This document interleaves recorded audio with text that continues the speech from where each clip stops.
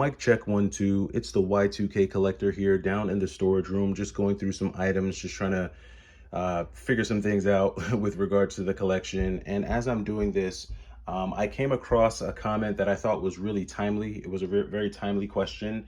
I also got another question that I thought would be great to respond to. So I can't right now off the top of my head remember the names of the folks who asked me these questions, but one of the questions was, hey Y2K, are you still reducing your collection, or are you, what phase are you in? Because I know, because this is something that I talked about earlier on my channel.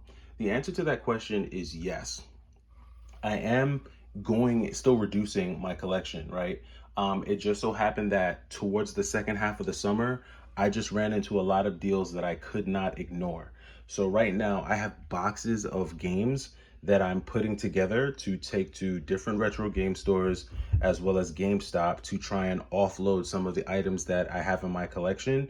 And then I'm also sifting through different parts of my collection to try and gauge what things I want to keep, what things I don't. So like an example would be like this PlayStation that I picked up over this past summer. Was a very clean, very great condition PS1. The thing with this PlayStation 1, which I shared earlier on the channel, is that this is a PAL PlayStation 1. And so this is one that I'm not gonna sell. I'm actually gonna keep this in the collection. Two reasons. One, it's super clean, right? It's very hard to find very clean PlayStation 1 consoles. This is super duper clean. And then on top of that, I am into import video games, so certain ones, because there are some import video games that we didn't get here in the States that are sick. And I have one in particular on its way, and I can't wait to show you guys. I ordered it like 2 weeks ago, but because it's coming from Germany, I have to obviously wait for it to get here. But when it does, it's going to make sense why I decided to keep this PAL PlayStation 1. So very stoked about that. But then there are other parts of my game collection, certain handhelds that I'm considering selling out of the collection. And some of the games that I picked up over the past few weeks are games that I may be bundling with systems that I might be selling. I'm thinking that I'm going to be selling an Xbox One. So I picked up a lot of 360 games over the past week. So I may be bundling like 5 to 10 360 games to sell with the Xbox One. So same thing with a bunch of Wii U games that I picked up. I got some PlayStation 2 games that I picked up. So there's a lot of things that I added to the collection, not necessarily to keep, but certain things that I can bundle with things that I had in my collection to enable them to sell a little bit faster. So just spending some time over this holiday weekend, just kind of sifting through my collection, just looking at different parts and pieces of it, just looking to see, okay, what is it that I want to keep? What is it that I'm thinking about getting rid of? Because there's a few things that, I don't really know if I need to keep. A lot of consoles that do kind of the same thing. Like I have a DSi here, then I have a DS Lite, and you might say, well, Y2K, the DSi only plays DS games. You can play Game Boy Advance and DS games on the DS Lite.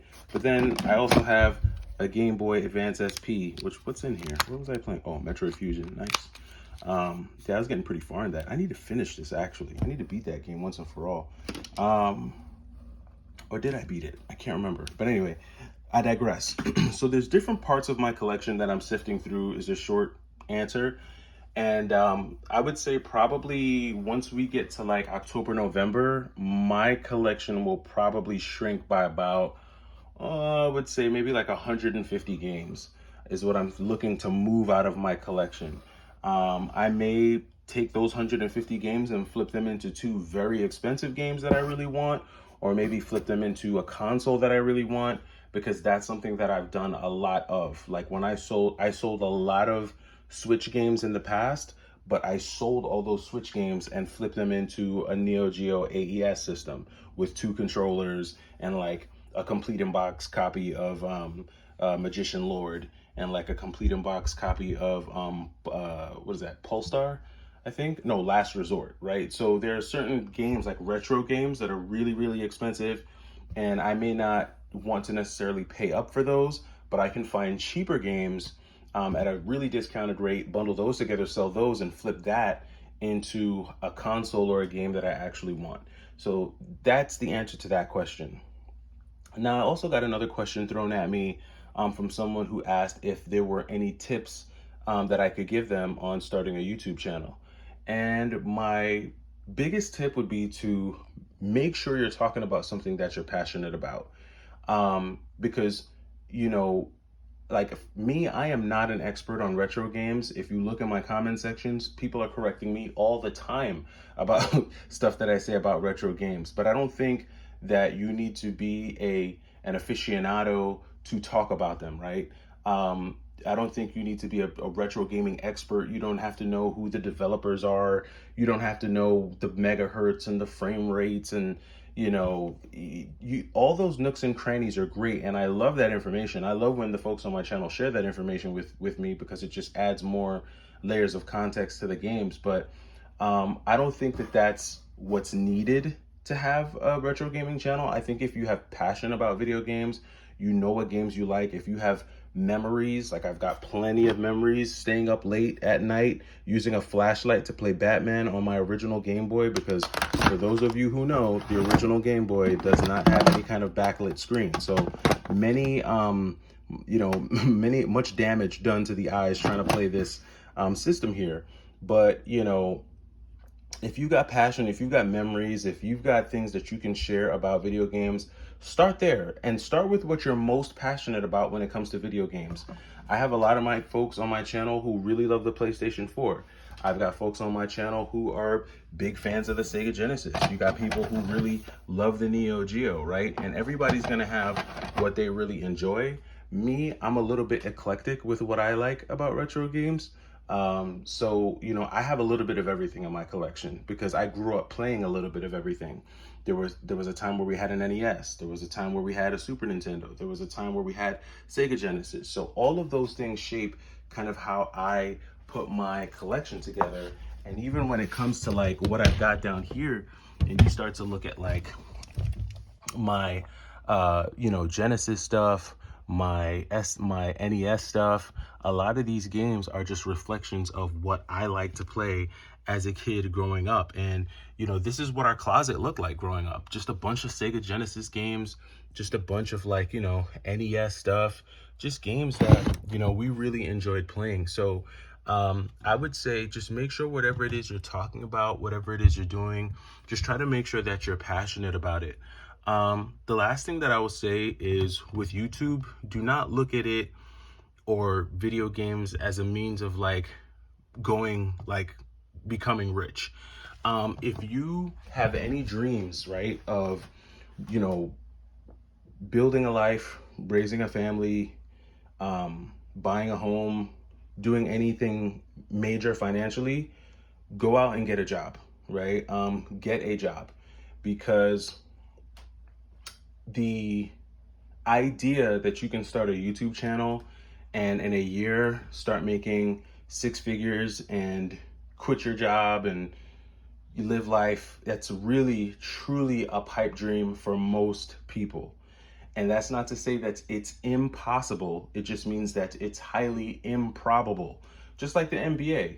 I know millions of dudes who thought that they were going to go to the NBA, and there's only a very small percentage, a small fraction of those dudes that actually make it to the NBA. Because making it to the NBA is about more than just being able to play basketball. It's about being in the right place at the right time. It's about having the right people believe in you. It's about your attitude. It's about your work ethic. It's about how good of a teammate can you be. It's a lot of it is timing, right? Sometimes just being born in the right era, and being able to play against competition that just isn't as good as you. There's so many factors that go into success that I wouldn't hinge YouTube or make YouTube or starting a YouTube channel something that is like a monetary goal. If you're passionate about it and if you enjoy what you talk about, people will watch your stuff and your channel will organically grow, and you'll eventually get to a place where you're like, wow, my channel's grown and it's doing numbers for me. But the reality is that a lot of people that have a YouTube channel, most channels they probably don't even break $1,000 each month in terms of revenue, unless they've got brand deals and they're navigating deals, and they're treating their YouTube channel like a business, which is an entirely different conversation, right? If you're saying, hey, I want to start a YouTube business and have a channel that's my business, the approach to that is completely different from just having a channel where you kind of shoot a video, share your thoughts, and just throw it up on YouTube, right? Because that's a low pressure, very casual thing that you're doing, and you're not trying to build connections and network and parlay your YouTube channel into some type of deal or brand thing that's gonna make you money. So again, if you're asking for tips for starting a YouTube channel, be passionate about what you're talking about. Be open to feedback. Don't be afraid to be a little transparent. Don't, like J. Cole said, don't give them too much you. Don't let them take your soul. But try to just, have fun with it. Really have fun with it. I think YouTube will be a good thing if it's fun for you. If you're trying to start a YouTube business, that's a completely different question, and one that I don't think I'm qualified to answer, because I don't have a YouTube business.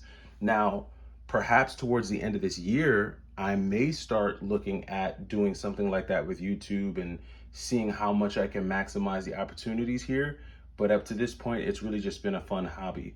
So I could be wrong. You guys let me know what you think down in the comments. Do you have any answers for these two questions for the gentleman that posed them? I'm interested to know your thoughts.